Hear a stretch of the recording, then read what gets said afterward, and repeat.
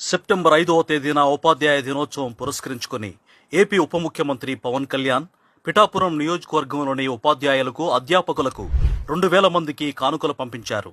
ప్రభుత్వ పాఠశాలలు కళాశాలలతో పాటు ప్రైవేట్ సంస్థల్లో పనిచేస్తున్న వారికి కూడా కలిపి పంపించారు. మహిళలకు చీరలు, పురుషులకు ప్యాంటు, షర్టు అందజేశారు. వాటిని పవన్ కు సంబంధించిన ప్రత్యేక బృందం పిఠాపురం, కొత్తపల్లి, గొల్లప్రోలు మండలాల విద్యాశాఖ కార్యాలయాల్లో పంపిణీ చేసింది. డిప్యూటీ సీఎం కానుకలు పంపడంపై ఉపాధ్యాయులు, అధ్యాపకులు ఆనందం వ్యక్తం చేస్తున్నారు. తమకు ఒకరోజు ముందుగానే ఉపాధ్యాయ దినోత్సవం వచ్చిందని హర్షం వ్యక్తం చేస్తున్నారు. ఇంతకు ముందు కూడా పిఠాపురం నియోజకవర్గంలోనే చివరి శుక్రవారాన్ని పురస్కరించుకొని 10,000 మంది మహిళలకు వరలక్ష్మి వ్రతాలు చేయించి చీరలు పంపిణీ చేశారు. మన్యం జిల్లాలోని గిరిజనులకు చెప్పులు, రగ్గులు, తన తోటలో పండించే ఆర్గానిక్ పండ్లు పంపించారు. తన సొంత సొమ్ముతో ఇటువంటి కార్యక్రమాలు నిర్వహించడం అభినందనీయమని పవన్ కళ్యాణ్ పై ప్రశంసలు వెల్లువెత్తుతున్నాయి.